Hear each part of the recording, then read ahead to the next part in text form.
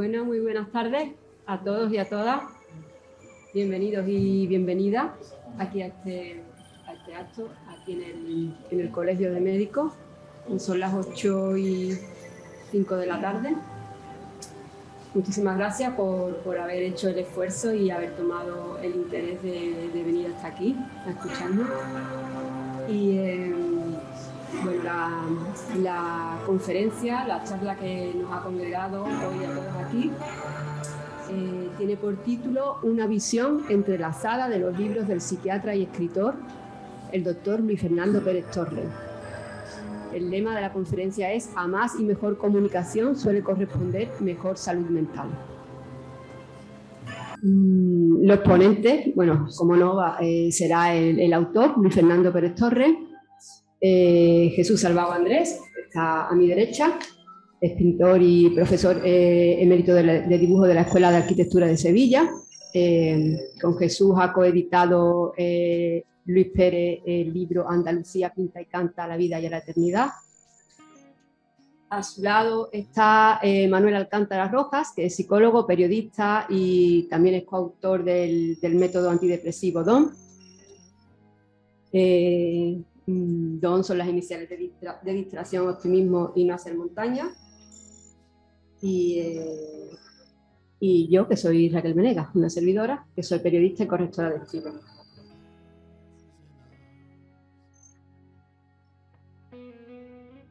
¿Qué libros vamos a tratar aquí?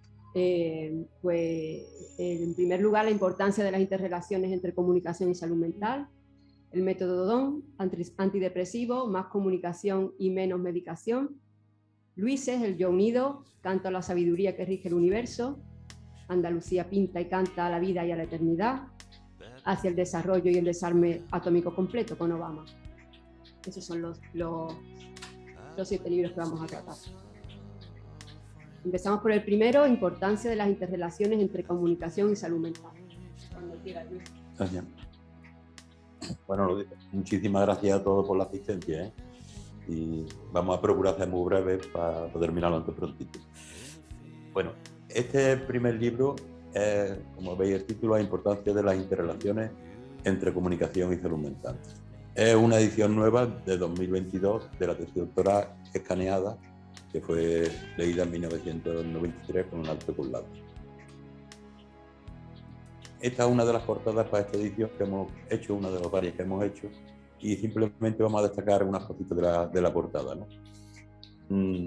La soledad prolongada es un factor de riesgo en salud mental. Salud mental que con la comunicación y distracción se puede superar.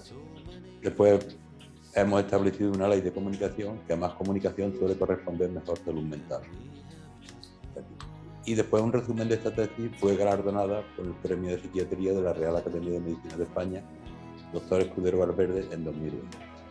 Aquí hay una curva muy importante que la vamos a ver, le vamos a dedicar un poco de tiempo.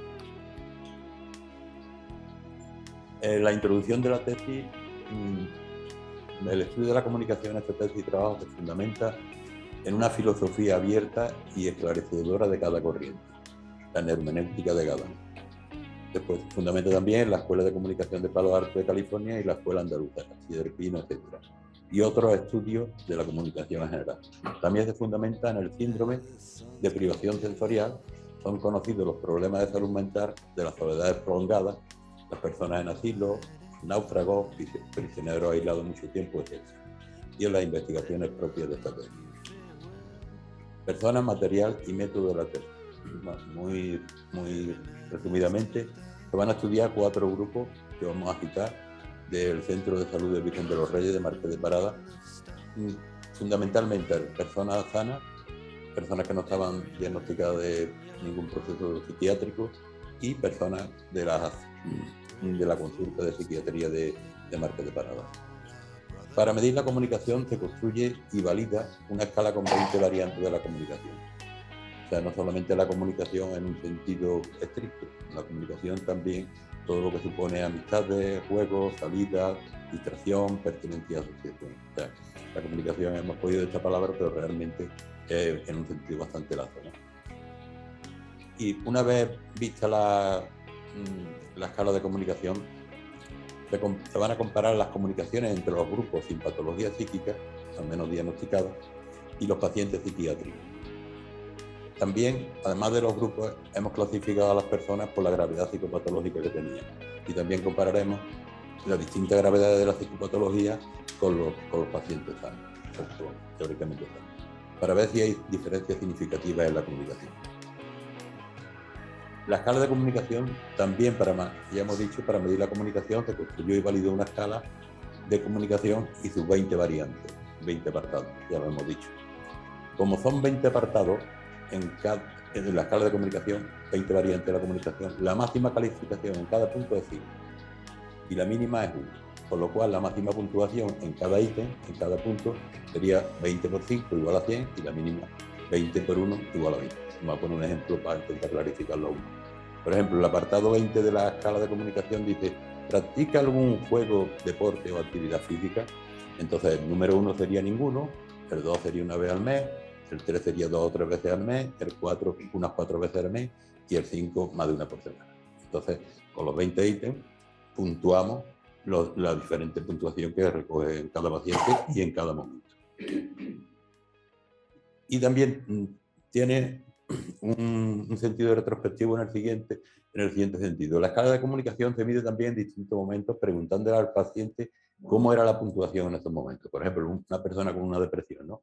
Le preguntábamos: ¿usted cuando estaba sano, cómo era su comunicación, ¿no? Entonces le pasábamos la escala en ese momento, cuando estaba sano. Es un test retrospectivo que en psiquiatría forense lo hemos utilizado muchas veces para ver diferentes momentos. Días o semanas antes de caer enfermo, en el brote, tras la terapia y en el momento de pasar la escala, el momento preciso. Entonces aquí tenemos la gráfica que vimos en la portada y simplemente nos vamos a detener. Es decir, el eje de Aziza están las puntuaciones que se han conseguido en la comunicación. Entonces vemos que menos de 30 sería la mínima y más de 85, cerca de 100, que serían las máximas.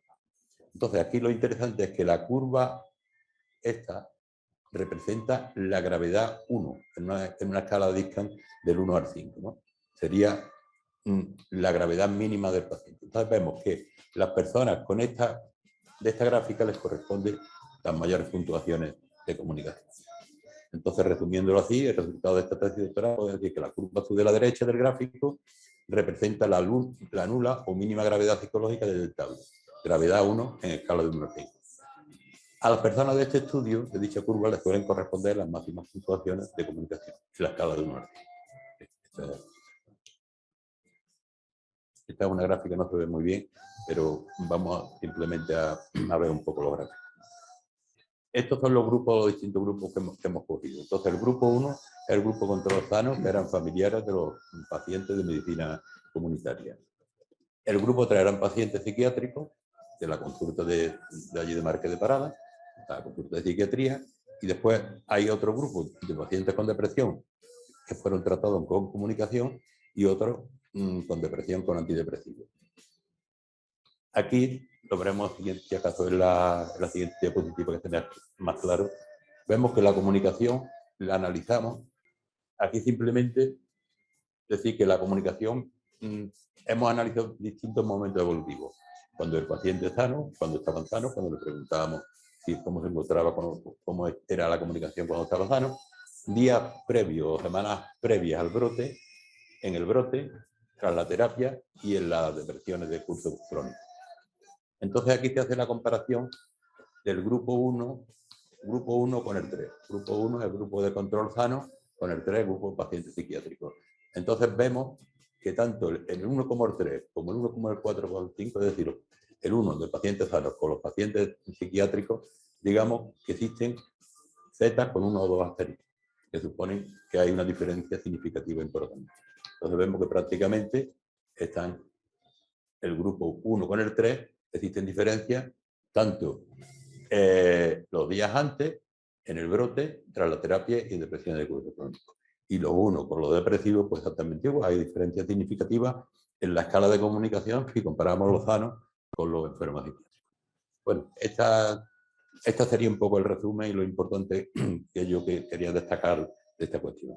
Que se detectaron diferencias significativas estadísticas en la comunicación entre los grupos sanos sin patologías psíquicas detectables y las personas diagnosticadas de patologías psíquicas y en distintos momentos de la enfermedad. En distintos momentos hemos dicho cuando estaba sano, días o semanas antes, en el brote y después tras la terapia, etc. Bueno, en la tabla anterior hemos visto que no se veían diferencias significativas.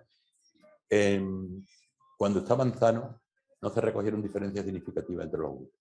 Sin embargo, como hemos dicho, agrupamos los pacientes o las personas, los agrupamos por la gravedad. Entonces la gravedad 1 es mínima gravedad, como hemos visto ya, y la gravedad 4 y 5 sería más. Y entonces aquí lo más importante, creo yo, es que la gravedad 1 con 3 se detectaron diferencias significativas en la comunicación de las personas sanas y las personas psiquiátricas. Creo que es la evolución en estado sano. O sea, cuando se le preguntaba al paciente, cuando estaba sano, cómo se encontraba la comunicación. Entonces, hemos detectado aquí, en esta muestra, pues hemos detectado una diferencia significativa.